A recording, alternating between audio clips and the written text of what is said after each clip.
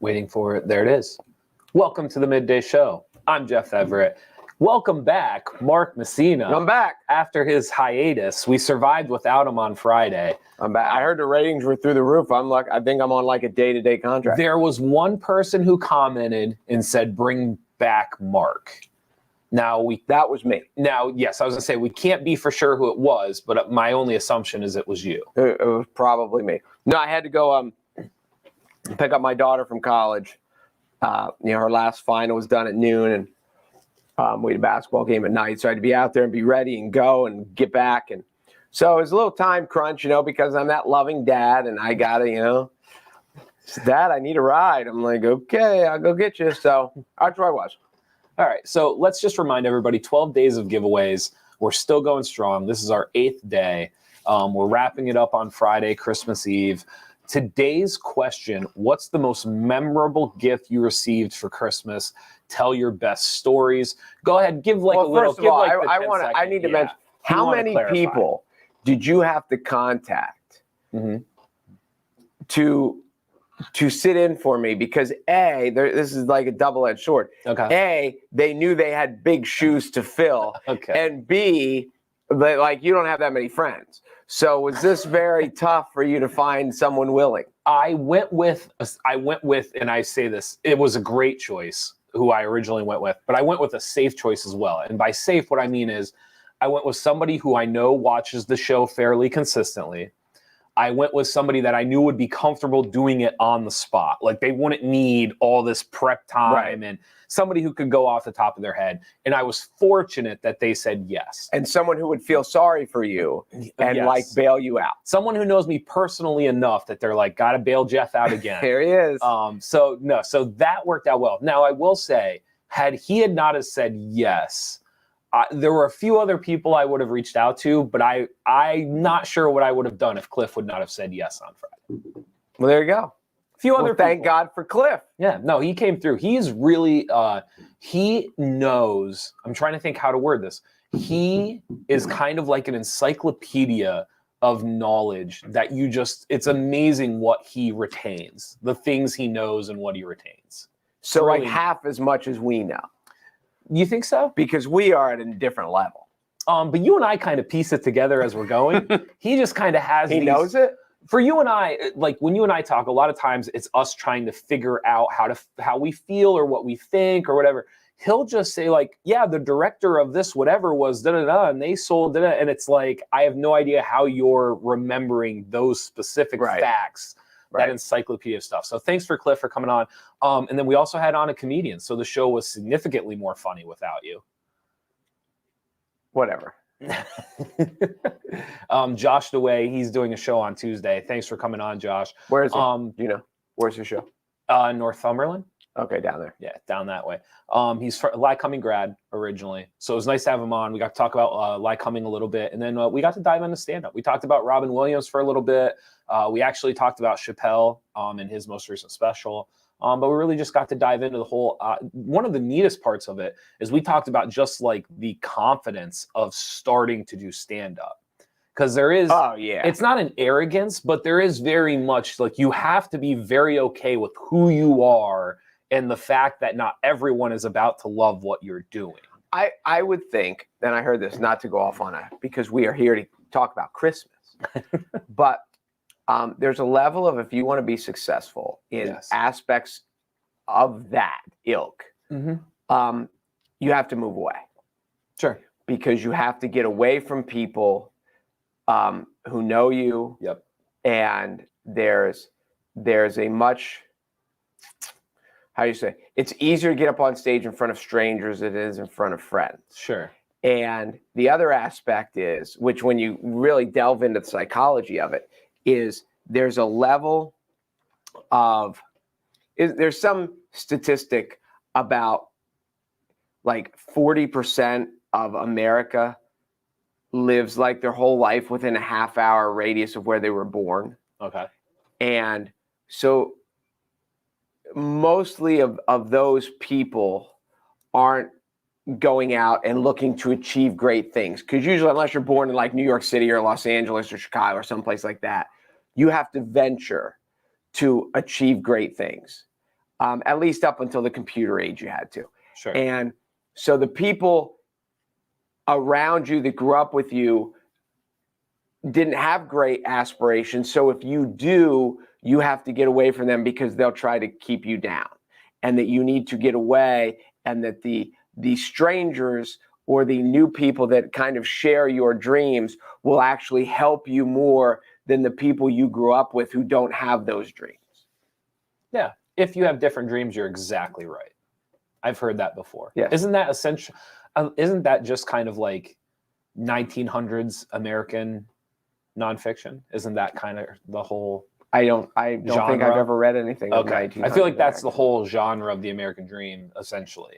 Like that was American literature between like 1850 and 1950. Like, give me an example. Huck Finn. Yeah, not Huck Finn, but just this idea, like you have to, I'm trying to think of a good example. You have to get away from the things you're holding on to. Sometimes it's not even about accomplishing it. It's just being able to see it. Sometimes you can't even see what you're going to accomplish if you never leave. So there is that idea, like I'm agreeing with you essentially, but there's a whole century of novels dedicated to that concept. Well, that is a century of novels I did not read. Okay, no, it's understandable. And the century of novels before that, I didn't read those either. You don't read at all. And the century of novels after that. Yeah. You brought up, I think I've told you this before, Pennsylvania, like in the 2000s, like 2010s, because I don't know if they still hold the title anymore because I have not looked it up.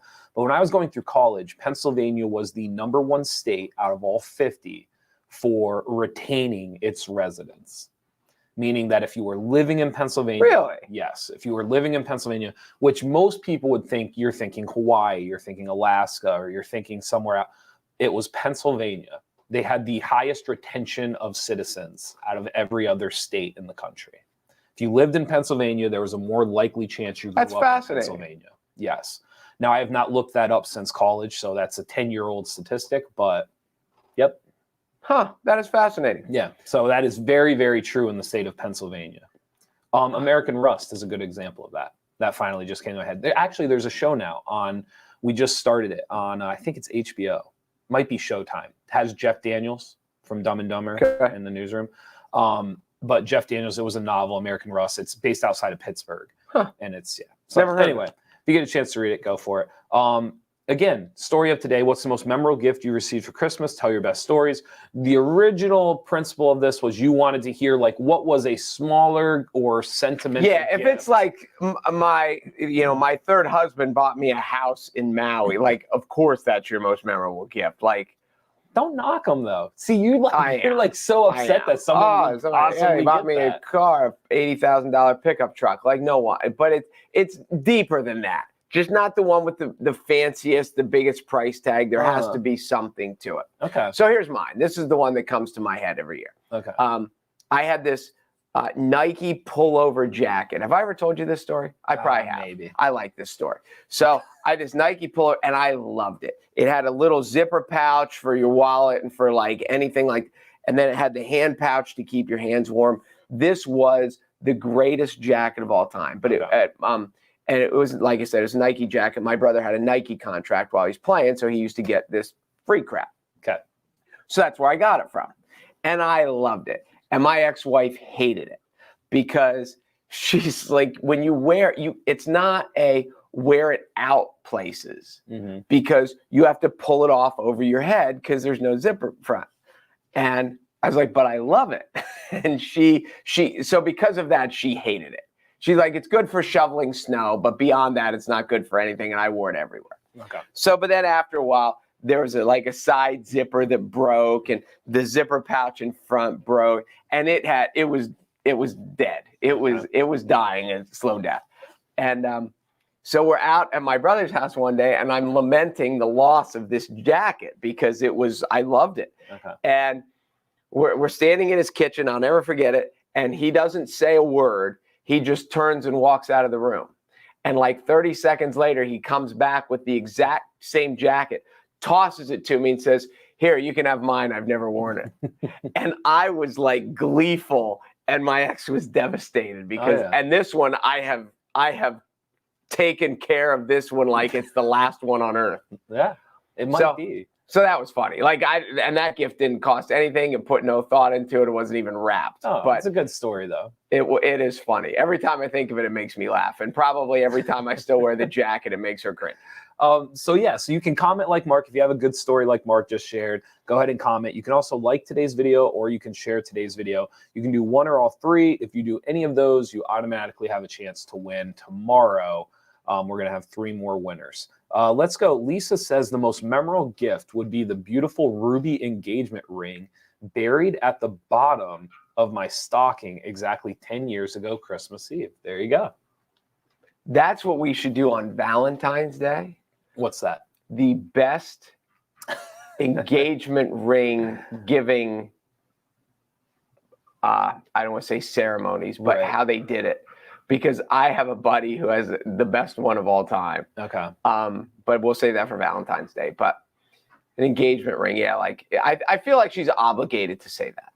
I don't know if she's obligated. There is something to the hidden. I'm trying to think. I forget how old I was, but I got like this long jewelry box, and it had like the white stuffing, like what you lay the. Mm-hmm. But there was nothing on top of it. When I opened it up, it was just like a magazine cutout of like Michael Jordan. And I'm like looking at it, and I'm like, I have no idea what to do with, like, thanks. Like I didn't know what to do with it. So then, like, after 20 minutes and whatever, Michael Jordan walked in? Well, no. So they told me to look underneath the white stuff, and I looked under, and it was tickets to the Sixers and Chicago Bulls later that year. So, yes. So those gifts, the hidden, like, you don't know. Yeah, that's cool. You don't know what you've gotten, and then, like, 10, 20 minutes later, it finally dawns on you what. Those are always neat. People who take the time to try to lead you down the path. That part's always really, really cool. That was a crazy year because Dennis Rodman kicked the cameraman. So he was. You were there. No. He was suspended. That was a crazy year. Okay. Because Dennis Rodman kicked the cameraman, and then he was done for 70 games or something like that. And then Scottie Pippen was injured most of the year. I believe it wasn't the Last Dance year. Was it the year before the Last Dance year? I forget. But anyway, so we went to Philadelphia to watch the game, and Pippen and Rodman were. Now, Jordan was unbelievable, and it was everything you would expect it to be. But we didn't get to see Pippen or Rodman just because of the way the timing worked. Nice. Pretty crazy. Yeah. Here, I have another one. Go for it. Do we have more? Yeah, no, go for it. So this is one that I gave. This is one, but so I don't even know if I was married yet. I might have been, but my ex's parents lived in England because her dad was in the Navy, and that was the last place he was stationed in England on a naval base. And so there was I don't even know how it came up, but I was just like searching through the internet and I was like, I wonder what a plane ticket would cost, because I've never flown to Europe, and I just assumed it was thousands of dollars. And I pulled this up, and whatever it was only like, $400 and $450 round trip or something. It was way better than I had expected. Okay. But I was young. And again, I don't think we were married yet. But anyway, so I went through all the legwork, and I was like, I called her boss, and I was like, this is what because I knew her boss, and I was like, this is what we're looking at. Is there any way you can get her shifts covered? Because she was a restaurant manager. And so anyway, so we get it all laid out. And my mom at the time had said, I don't know what I'm going to give her, so I'm just going to give her money. Okay. And so whatever a dollar allotment my mom she was going to give her $100, she was going to give her $200, she was going to give her something like that. So then when I found this, I was like, and I think either my mom had told her or I had told her that my mom was just going to give her money. Okay. So then I found this, and I was like, no, Mom, this is what you're going to, instead of giving her money, like, you're going to basically buy half of the trip, because so I'll buy the trip over, you buy the ticket back. So then we went and told her, I was like, oh, never mind. Remember the $200 my mom was going to give you? We found something, and now she's not here to give money. She's like, you can't do that. You can't tell me I already spent it. We're like, well, no, we found something better. So she was mad until she realized what the gift was, and then she was crying and really happy and all that stuff. And then I'm like, and you complained about this. But she's like, you can't give a gift and then take it back. I was like, well, we're giving money because we don't know what to give you. Then we found something to give you. So anyway, That was a memorable one too. I like to bring that one up every now and then when we were horrible Sure. people, but then gave her plane tickets to go see her family. The surprise aspect of the gift is always unique because my girlfriend and I recently, we had gift cards to BAM down at the Lycoming Mall, and we actually put our gift cards together and got something together, like something bigger. And Oh, but it is, we were going into it, and at one point she said, she's like, do you want to do something like, what if you spend your gift card on me and I spend my gift card on you and everything? And at one point I said to her, I was like, you do realize this is a no-win for me, because if I get you something and it's half of what you wanted, or it's like almost what you wanted, you could have just gone in and got what you wanted. So this is an impossible proposition here. Whatever I get you. no, it's not impossible. You just have to get exactly what she wanted. Yeah, exactly. Your margin of error is slim. It was an impossible task. Impossible task. So I was glad we came up with the agreement of what we did. But it is getting the surprise aspect of something. There is something so simple about cash and gift cards, and to me, the gift card solves everything. Because this is where I want you to spend it. However, you get the thing you want to get. Yeah, and I get that. And don't get me wrong, people are getting gift cards this year. I'm not telling you they're not. But there's something about the aspect of you found something that you thought that made you think of them. They would like it. And that is. But there's the hit or miss to that, too. If you think there's something and they're like, oh, great. Yeah, great. And then you're like, whoops. So Debbie says, last Christmas, a couple hand-delivered a nice Christmas tree right to our door. My husband was in a bad car accident last November. That's the most memorable gift at all. There you go. Pretty good.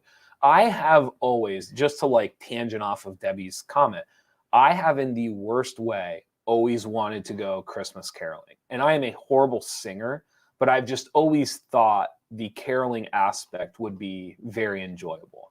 No, you seem out on it. I can't tell if you're kidding or not. I'm pretty serious. I always thought caroling to like, not necessarily going up and down the street, but going to a nursing home or going somewhere, somewhere where there's not a lot of activity, there's not a ton of entertainment, and my social interaction and my pathetic singing would be appreciated. See, first of all, I've heard you're not a pathetic singer. But second of all, I don't see anything. You don't like it. I don't see anything. First of all, it's cold.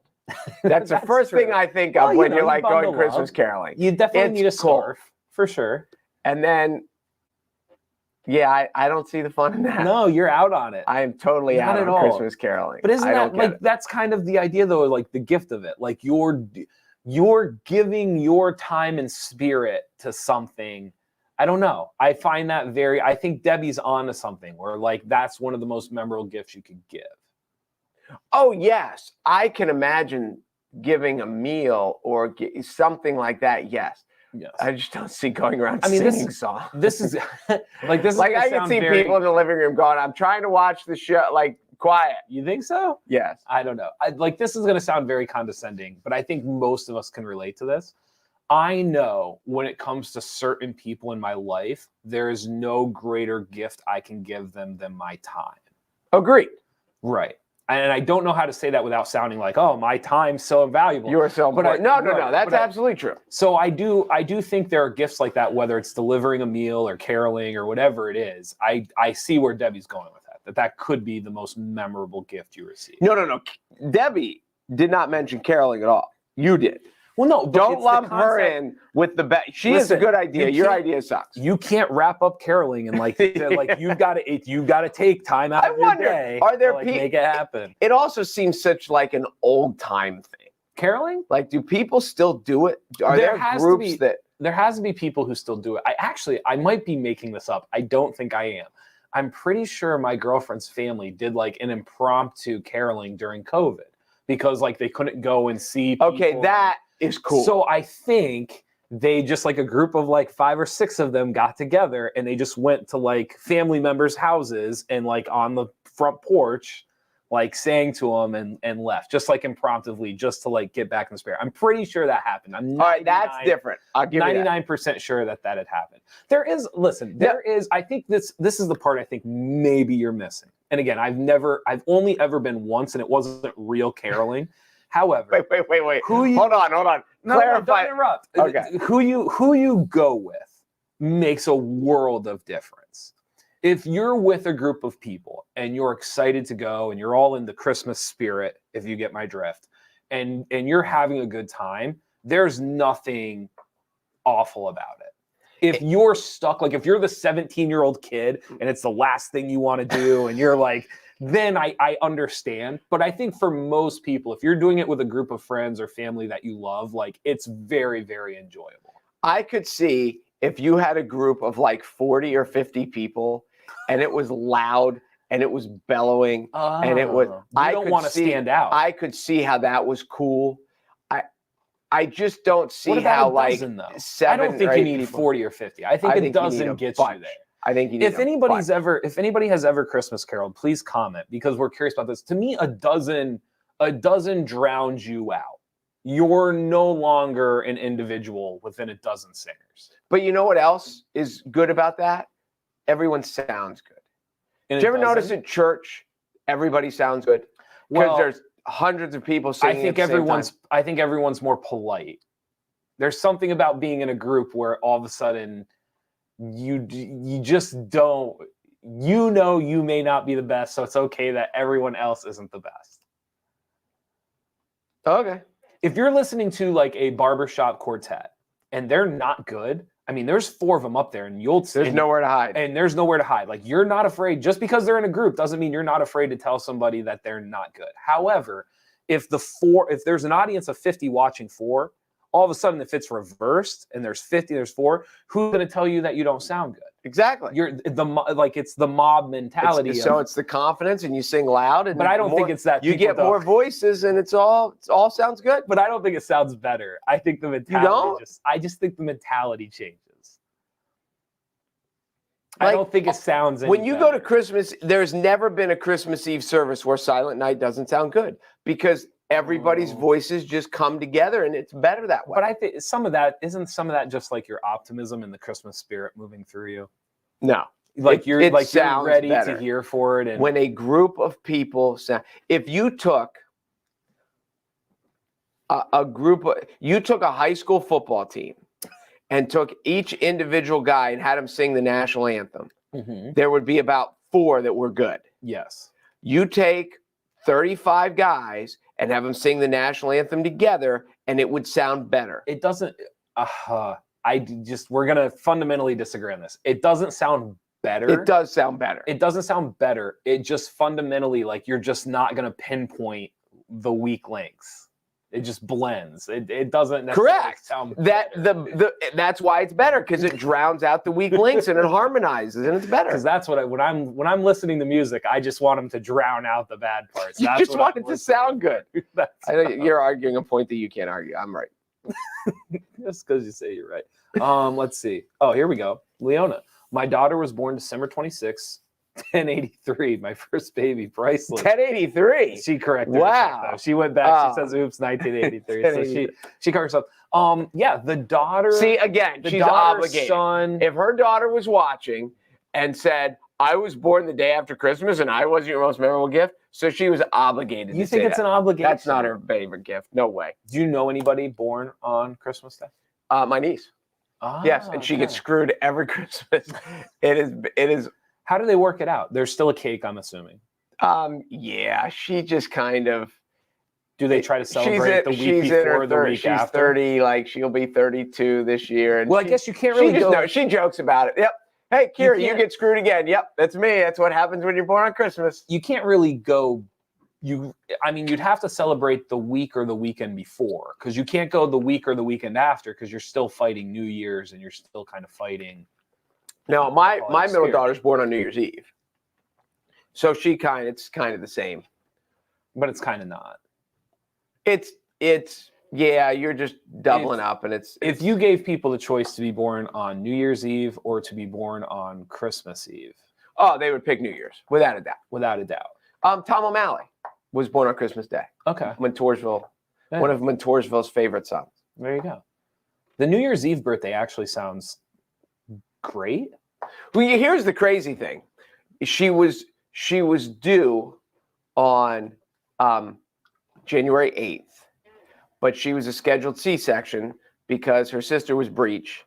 And once they do C-section, a lot of times they recommend you continue to do them. That's just whatever. Okay. So anyway, so she was going to be a scheduled C-section. So they do it a week ahead of time.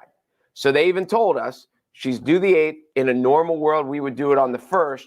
He's like, no doctors coming in voluntarily on they'll come in an emergency, but they won't come voluntarily. So you either have to pick the day before or the day after. Okay. And we discussed, well, which day? You know, it's weird when you get to pick which day your kids New Year's Day or New Year's Eve? No, they weren't going to do it on New Year's Day. So we either had to go to the 31st or the 2nd. Oh. So, and it's weird when you get to pick which day, you get to pick your kid's birthday, and that's odd. But my argument was January 2nd is one of the worst days of the year because you go back to work, you go back to your job, the holidays are over, and January is just as, and if you're born on New Year's Eve, then you'll never have school that day. You know, depending on what profession you're in, most people are off that day unless you're in the, hotel, restaurant, whatever. So you went a different direction than what I thought you were going to do, which that's a lovely story, and shout out to your daughter. Where I'm heading is if you had to have your birthday on a holiday or like right around it, the New Year's Eve birthday might win that draft. Yeah, because it's there's a party always anyway. There's always a party, but it's not really, the party isn't designated. Like, to me, like Christmas is designated to like this thing we're doing, and Easter is designated to this thing where the New Year's Eve birthday, it's a party that isn't necessarily designated to one thing. Everybody's just out and happy to start the new year, and your birthday just happens to fall on it. Well, the other thing too that I think now, and I didn't think of it then, but if you have a party, if you want to have a typical like dinner, drink, like birthday party at 7 o'clock, at 8 o'clock, I mean, New Year's is about midnight. Sure. So you can have that party. Yes. You can do your birthday, exchange gifts, have your cake, whatever. Yeah. And then you can go and everybody have the party. I can't even think of I think it's a clear number one pick. Maybe Halloween. Hey, that's the one you would have picked because you love Halloween. I hate Halloween, but I'm trying to think of other days where holidays or festival days where your birthday could fall that would be better than New Year's Eve. New Year's Eve is pretty good. New Year's Eve is pretty good. That would be my first pick without my 5-minute declaration. That would be my first pick if I could. Yes. Huh. And as a little kid, you could do, because you turn at midnight, so we could have the sleepover like on the 30th into the 31st, and it wouldn't mess it up. So yeah, it was fun. Lisa says, if I win today, that would top the engagement ring story. There you go. There you go. Heather, Christmas caroling in nursing homes is great. They love it so much. So there you go. Heather's done it before. Now, see, the immediate improvement, and you even mentioned Christmas caroling in nursing homes, you're not freezing. Yeah. Well, once you're inside. Once you're inside. That's very true. It blows my mind that's what you're worried about. That's my first thought. When I think of Christmas caroling. I'm assuming I know who this is. I just want Ryan Dagachik's time at trivia with me this week. So I feel that, Jeff, relatable. There you go. It's all about time. Can you find a way to give your time? Debbie hit the nail on the head with that one. Is that a girlfriend? No, I think it's a cousin. It's either a cousin or a friend. It's one or the other. Clearly he never heard the Dagachik sing altogether. We do not have the greatest show tune voices. Is that a fair way to put it? That's fair. That's fair. Leona called you out also. She was my favorite gift, hands down. My granddaughter was born December 23rd. Sounds like they have like a group birthday. I just came across the thing. I know I'm rambling now, but I'm curious of your opinion on this. I saw, and I haven't fact-checked this at all, it just came across my thing. 9 out of the 10 top birthdays, so the most people born on that day, are in September. Okay. Are you surprised? Well, no. Do you believe it? Yeah, because it's right around the holidays. Okay. So 9 out of the top 10 were like middle of September. And then there was a random July 7th thrown in that top 10. So this is the only thing that I could think of. If the most popular days are in the middle of September, 6 weeks from the middle of September would be when, a pregnant couple finally can go at it again and try to have a second child. And that falls at the beginning of July. That's the only thing I could think of why that random July day would be there.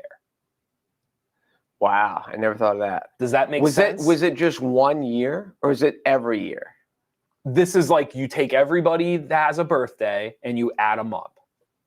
But did they do it for 1 year? Is this over time? Your question's not making sense. You take everybody.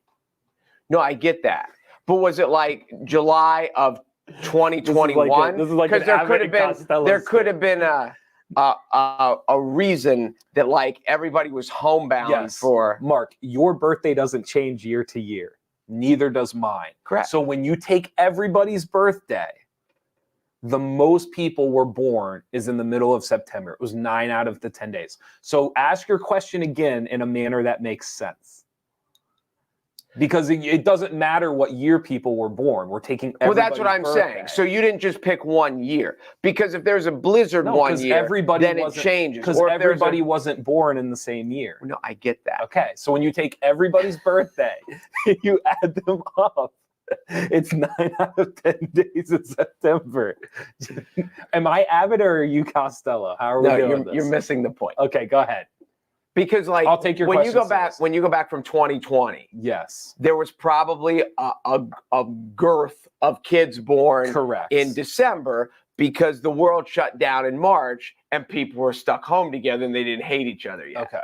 So there are external forces that can change it from year to year on a year by year basis. 100% agree with you. Okay. However, literally the first word I said was everybody, and not everybody was born in 2020. Well, so for all time, You take everybody that is alive and you take their birthday. All right, I'm with you. That is the most. I'm with you. So that was the July 7th threw me off, and that was the only thing I could come up with. Is it 6? July? If you're born July 7th, that would be 6 weeks. That's not early enough, though, is it? Because September, October, November. So November to July, yeah, maybe. That was the only thing I could come up with. How many people have kids 6 weeks? I don't know, but I can't explain it any other way. You have at least come up with a logical explanation. I was thinking more of Halloween, but is Halloween too late? No, not necessarily. Does it go around the Halloween party? If it's middle of September, 6 weeks, Halloweenish. Yeah. So it could be a combination of the two. Yeah. Something like that. Yeah. Very bizarre, though. That is bizarre. Let's see. Heather, my grandma was born on Christmas Day, so we celebrated her birthday on Christmas Eve and then Christmas on Christmas. Interesting. Yeah, I don't know what the solution is. In our world, and maybe this is different. Christmas Eve is such a busy time now. Yeah. At least I think. I mean, Christmas Eve is a hectic. You're trying to get to church. You're trying to get to meals. Nothing's closed anymore. No, everything's open. You're trying to wrap. I'm just old enough that I remember being like 6, 7, 8, 9, 10. And like on Christmas Day, nothing was open. There was nowhere to go. Like there was nothing to do. You either had to be at your house or somebody else's house. Right. This idea that you could go somewhere and do, like, it just didn't. Now, like, you can go to the movies, like you can go eat somewhere. Well, no, I think the movies have always been open on Christmas Day. I think so. Huh. I think that was an old staple. Was the Christmas Day movie. I still think if I was a bar, I would be open on Christmas evening. Are you working? Because I think, well, if you're the owner, yeah, you could hop behind the bar or whatever. Yeah. And I'm not even talking about like a huge like bar restaurant or whatever. But they're just, because people are, I would think there have to be so few of them that it would be busy. I would think. Maybe I'm wrong. Yeah. So you're saying if you're like the 1 out of 10 that stays open that day. And what's interesting is when you live in, like when I lived in Baltimore for a while, there were lots of places open because if it was, especially in the areas of the Jewish population, because to them Christmas was just another day. Yeah. So why wouldn't the restaurant be open on December 25th? Because half their, not congregation, half their clientele was Jewish. So, but Anyway, be that as No, it may. good point.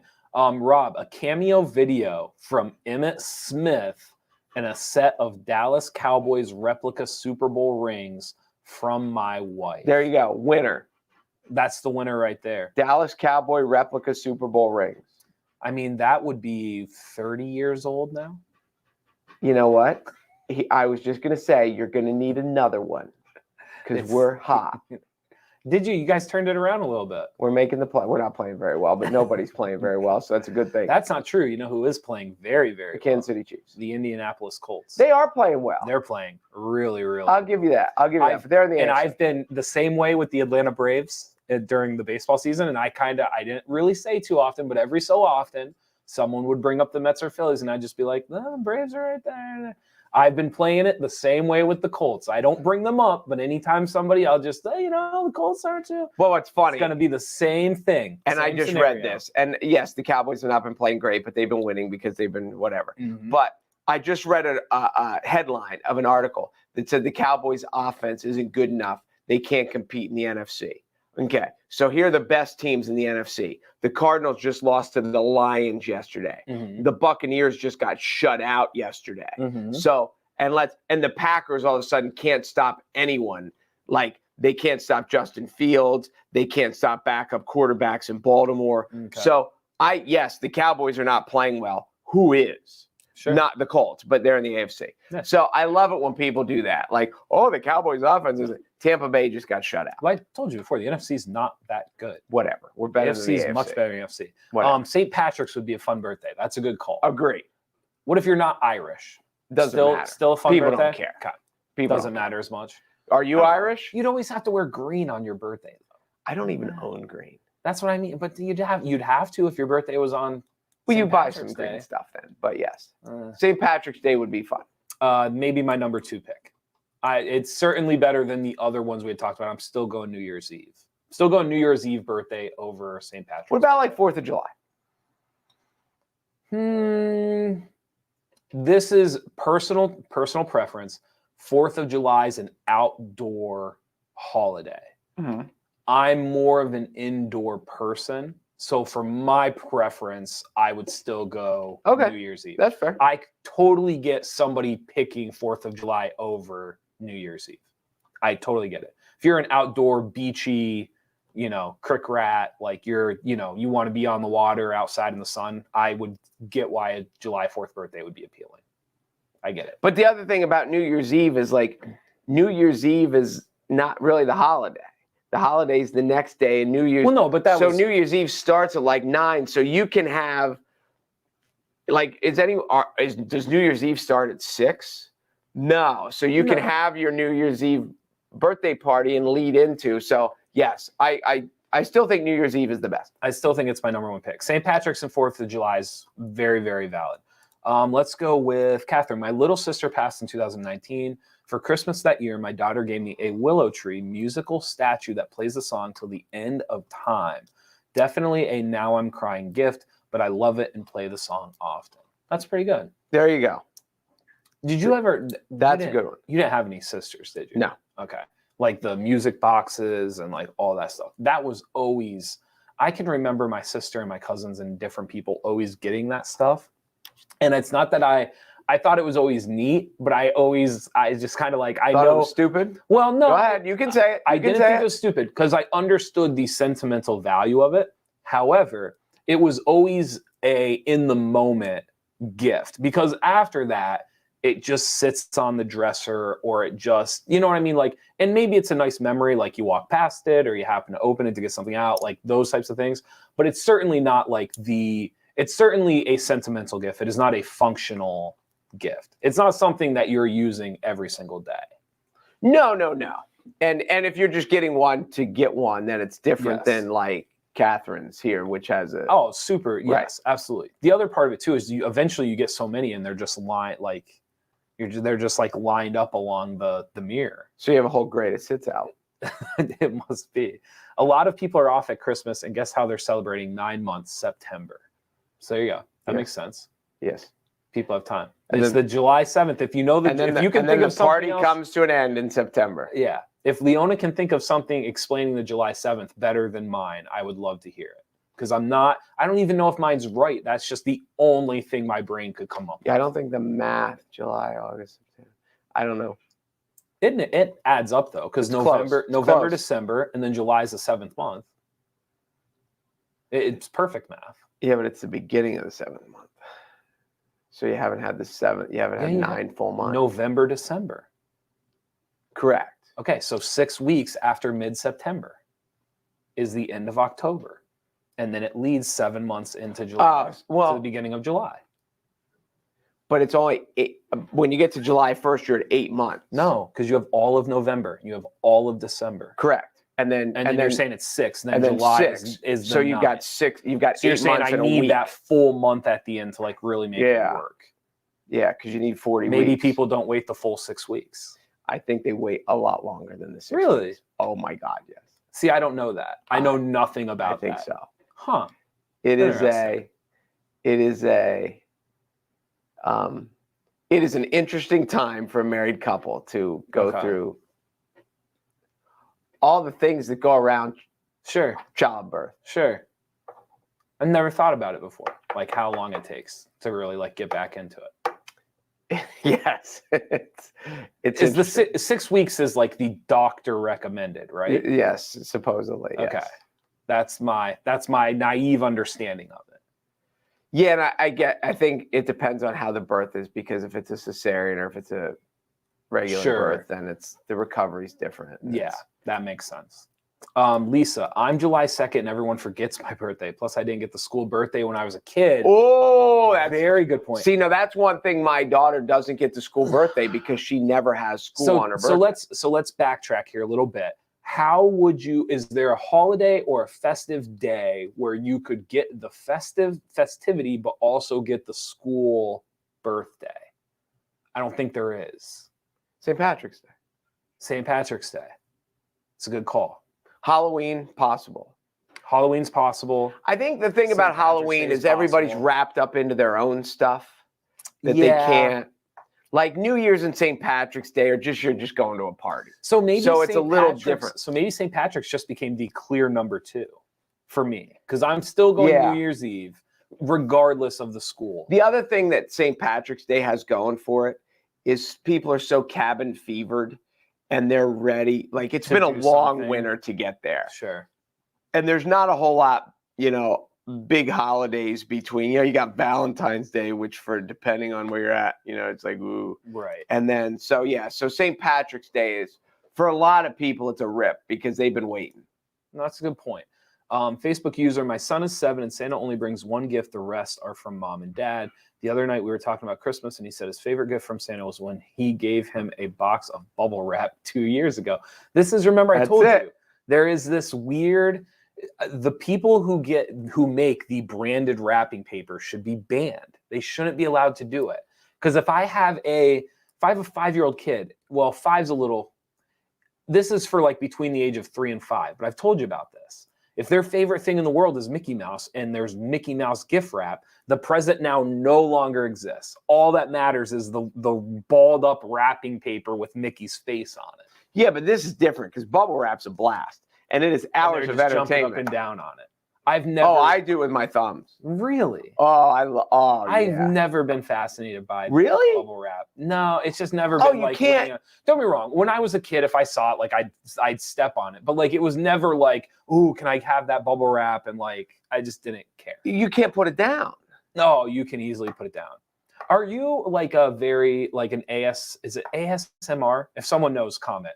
Have you seen this trend of like when things fit perfectly or like things are cut perfectly, or no, you don't know about I don't this even at know all? what you're talking about. It's like an OSD, like I forget what it stands for. I believe it's ASMR, but it's these videos where everything you need or want to have happen and someone does it, right? So if you're watching someone try to cut a straight line, you're like sitting there watching them cut it, and if they veer off, it like hurts you. Like, oh my gosh, like they can't.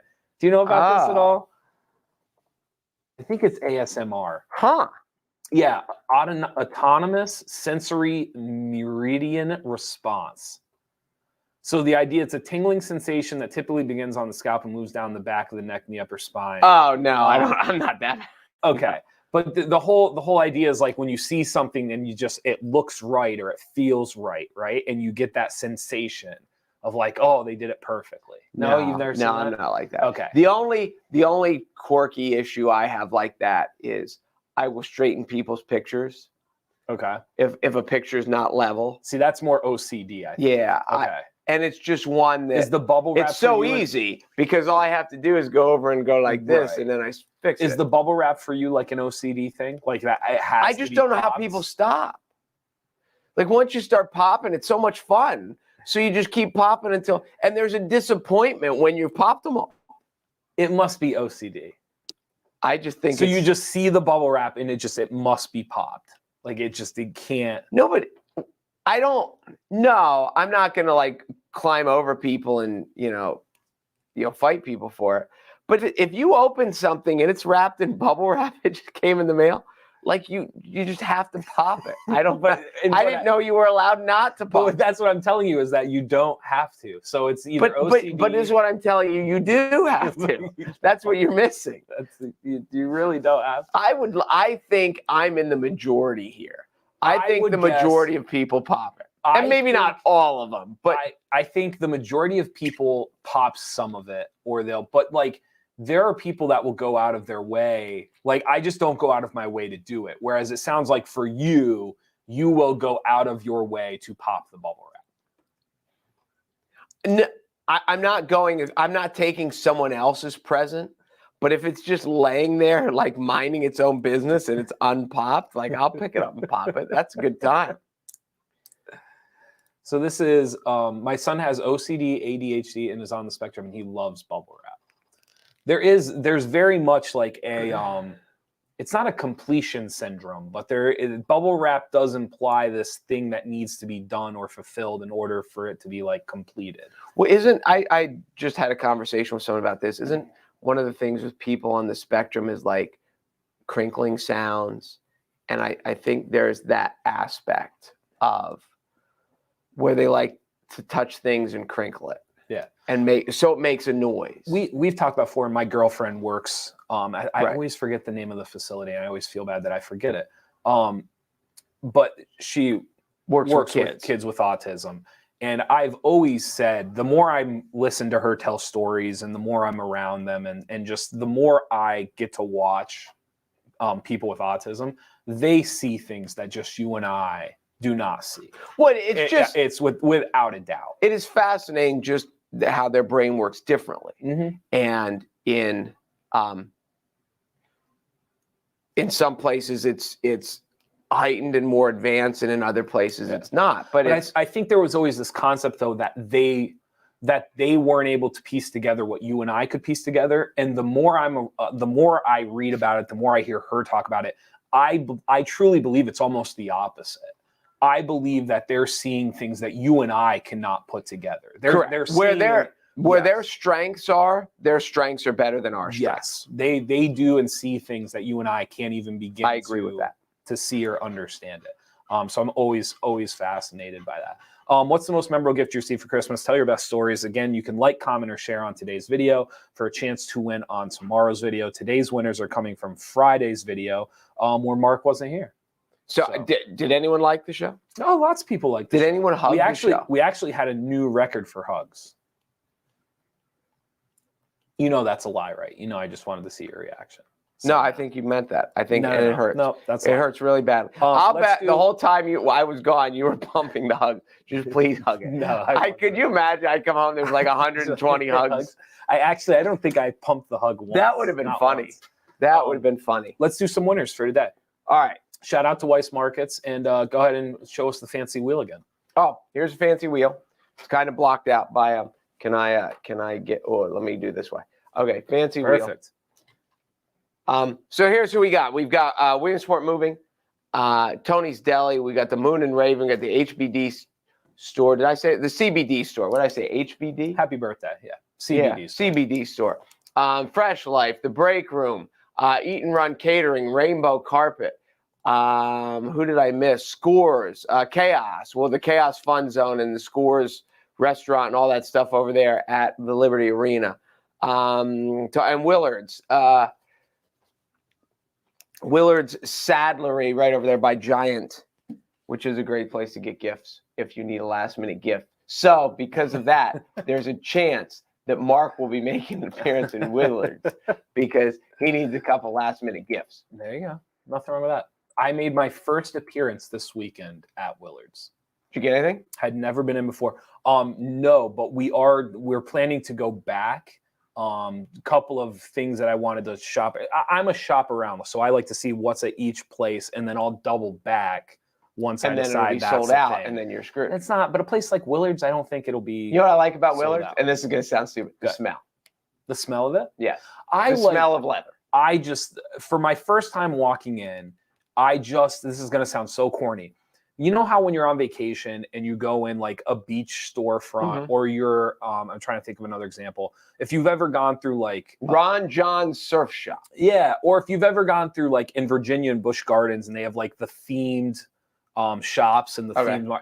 There is something about Willard's. Like when you walk in, you do kind of transport to somewhere else in a weird way. Did that make sense? It is not your typical standard like box shop, Right. It wasn't made to those exact specifications because it's franchised out, and it does have that kind of homey shop feel to it for sure. I agree with that. I enjoyed it. I will let you decide first. Like, comments, shares. Let's do the shares. Shares. Ooh, it's first time. I think this might be the first time I've ever done the shares first. All right. For the people who shared the video, today's winner is Kathy Yeakel. I'm going to say Yeakel. You think I got it right? I don't know. Okay. If what it do was you think? Yakel. Yakel? Yakel. Could be Yakel. Yeah. Beagle. Like, yeah. Why? I mean, it's like League, Beagle. Yakel. Could be Yakel. It could be Yakel. It's not Yakel. Kathy It could Yakel. be, but it's not. I would say Yeakel is probably the best guess. Okay. We should have a blank spot on here. Tony's Deli. There's a good one. Tony's Deli. We should have a Scrooge blank spot on you're here. always about just upsetting people. Wouldn't that be funny? That's like your whole goal is just to upset people. It's just a laugh. We're just here to laugh at people. I'll let you pick. Comment or like? Comment. Comment. Here we go. Unless, did this person comment and say, I'm glad Mark's not here? Because this is from Friday. I think that was everyone's comment. Everyone's comment winner is Leanne Applegate. Applegate. There we go. Christina's sister, Leanne. It looks great. Tony's Deli. That was a heck of a spin you just put on there. And that was the same one. That was like an extra 4 revolutions. I'm getting warmed up. I'm getting good at this. Is that what it is? What is the chances? What is the chances? What are the chances I hit the same one 3 times in a row? Well, I mean, mathematically speaking, it would be 1 times 18 3 times. But did you move it before you spun it? I didn't do anything. No, I just did it again. So I mean, it's not as impressive as maybe you think it is. I think it's impressive as hell. I mean, but you're spinning it from the same spot and you're using the same arm and you're spinning it the same direction. Like there's a lot of commonalities when you're spinning is all I'm saying. Whatever. You disagree? You could sit here all day and you couldn't hit the same one twice in a row. Okay, not all day. I was going to say. That was an exaggeration. Last but not least, our like winner for the day is, we might have to respin it. Should we respin it? This would be the love winner. I just saw him the other day and I said, why don't you comment on the show anymore? He did. Was it Friday? He might have commented Friday when I wasn't there. Yeah, I know. I'm not happy about this one. Okay. This is where we need a blank spot. Here we go. This is where we need the Grinch for Joe. The Grinch. Here it comes. Here it comes. I did it again. No. Oh, that was it. I just missed it. Just shy. Eat and Run Catering. Good one. All right. Congratulations to Kathy. Congratulations to Leanne. And congratulations to Joe. We did it. Yes. Well done. Good job. Anything bothering you? Anything on your mind? 5 minutes to end the show. This is your chance. Do not bring up the Cowboys again. Why? We're good. No, nothing off the top of your mind? That's okay if you don't. I'm just giving you a chance did you hear the crazy story about how they almost made NFL teams forfeit because of COVID? Nope, I did not. Because there was some policy that they said if and we've talked about the mandates and all that stuff. You said before we went on the air, Boston's mayor just said something about indoors. that they're cracking down in Boston. But the NFL, just like the NBA, had their own thing where they were pushing vaccines for everyone. And there was a debate that there was going to be, if your team got shut down or games had to be moved because of unvaccinated players, your team would have to forfeit. Okay. And they had 3 games moved this weekend. Nice. And the issue then became, if you forfeit the game and there's no TV and there's no game rights and there's no all that stuff, then the team you're playing, those players don't get paid either. And that's where part of the that's where the union got involved, and it was all that stuff. But could you imagine them making people forfeit? Okay. I mean, it's crazy enough that there's a game on Thursday, there's a game on Saturday, there are games on Sunday, there are 2 games on Monday, there's games on Tuesday. Like, we've got it all spread out now, because this is what happened last year. Now it's kind of back and reared its ugly head. The NBA is running into it too, because their biggest issue, I don't know if you've seen, they have teams that don't have enough players. I know the Bulls, because when Alizé tested positive, yes, he was part of the group that they were out. Yes, and I believe the Atlanta Hawks are going through it. So it's going to be interesting because they're still having the games. So the irony is these guys can't play, but they're still filling up the stadiums with fans. So there's just a lot of irony right now in professional sports. It'll be interesting to see. I think the NBA is trying to get to Christmas. Christmas Day for the NBA is really the first time a lot of people watch the NBA. It's almost like the second opening night in a way. And I think for the NBA, they're just crossing their fingers saying, like, get us to Christmas. Christmas Day comes. And then I actually think they might shut it down for a little For while. people like me, it's the only day I watch it until the playoffs. There you go. So I think they know there's so much money and there's so much involved. I think they're having meetings every day saying, get to Christmas, get to Christmas, get to Christmas. And I think the NFL is saying, as long as we have a Super Bowl, we're fine. Yeah. It doesn't, is a team going when will to that get fall? End of January? First week of February First now. week of February. If a team gets screwed because of COVID, because they lost I know Baker Mayfield's not playing tonight. Cleveland's like down to their third string quarterback, but I don't know if that's COVID or injury. Yeah. But yeah, if the Super Bowl goes off, then the NFL had a successful season. They don't care if it was the right team. I mean, they'd like it to be, but they're just trying to get through. They're just trying. I think that's most professional sports so leagues right now. So they're just saying, get us to whatever that day is, right. And then we're. And it's not like the team's going to suck. You know, like there's enough quality teams. If the Cowboys make it. Listen, we're hot, baby. We're hot. I have to do this real quick because I think these are. I'm not going to say who this is, but I'm pretty sure I know who they are. So just so they can see who that they got on the show. There you go. That'll appease them. Good enough. Cindy, my daughter bought me tickets to a live play at Dickens. My first one, absolutely loved it. Pretty good. Tickets are maybe one of the most underrated, but see, with COVID, I feel like it's made it a challenge because I was going to say tickets are very underrated gifts. See, now I've heard the general rule of thumb is you're not supposed to give things. You're supposed to give, I don't want to say trips. What word am I looking for? Okay. Not actions. Okay. But things that are memorable as opposed to, giving someone a gift.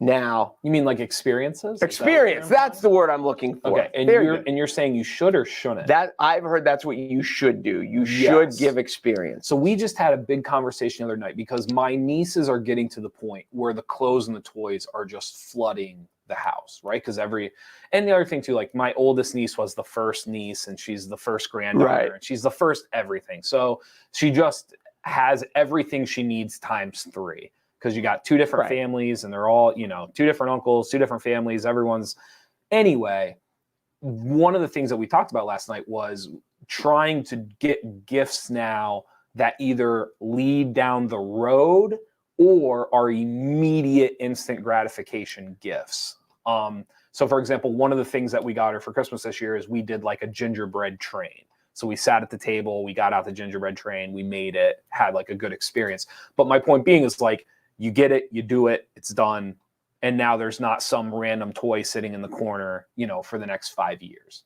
So yes, we are slowly transitioning, trying to get a better grip on what you're describing. Yes. So it's not just my response. Not just older people with tickets. I think it goes across the bull. No, I agree. No, don't get me wrong. There are gifts that last, and every day you're like, wow, I love this thing. I use it over and over and over. But toys for a 4-year-old are not those things. yes, the experiences, they'll remember them a lot longer. Yes. Yeah, I agree. For sure. So we're slowly transitioning, trying to do that. I think this year I don't think I'm spoiling it because I don't think they'll listen to the show. I'm planning to get my niece an NFT for Christmas this year. She'll love that. You don't think so? No. An NFT of what? I don't know. They have a whole bunch of different ones. They have like cartoon ones. They have pixel ones. So I think I might get her like a digital NFT that is like hers, and then like it's hers and it'll be on her like device, and like she can just sit on it, and if it gains value, it gains value. I'm trying to think of, it's like, think of it this way. To you, buying an NFT is insane, but in today's age, it's no different than buying a bond. Right. I know what you mean. So I'm trying to come up with different ways. Well, the odds of the bond losing all its value are slim, but no, I get what you're saying. It's a gift. So I'm trying to find different ways to like give others. And don't get me wrong, we still got like a trinkety thing. Like we still did like your typical Christmas, but we just tried to tone it down, and we're trying to find longevity gifts or experience gifts to give instead. It's tough. It's not easy. It is. It's not easy. It isn't. All right, there you go. All right. Anything else? Well done. I'm good. Someone says you should get her bubble wrap. I bet she'd love it. She probably would. The big thing now, when's the last time you've really looked at toys? It's probably been a while. Okay. The big thing now, all these companies have are these makeshift forts. Everything's a fort. You can put a fort on the end of the couch. You can put a fort over the trampoline. You can put a fort on the bed. You can put a fort. So it's like, I think my niece right now has like 3 forts already. Like it's crazy. You know who loves that? Who? Her parents. You think so? Go in the fort. Well, you know what's funny is like the greatest, smartest gift of all time was the indoor trampoline. They have like a little, it's almost like a 5 foot by 5 foot indoor trampoline with the netting. And it's like the greatest thing ever. Because just they go in, they jump, they burn energy. It's really, really clever. There is, yes. There is a value to the trampoline of the burning of the energy. Oh yes. my gosh. Unbelievably true. All right. Anything else? That's all I got. All right. Thanks for watching the Midday Show. Thank you to Weiss Markets for being a title sponsor. And thank you to all of the sponsors over there behind Mark on the wheel. And be sure to go to NorthcentralPa.com for all your local news. We'll be back All right. tomorrow. I'm Jeff Everett. He's Mark Messina. Thanks for watching the Midday Show. See ya.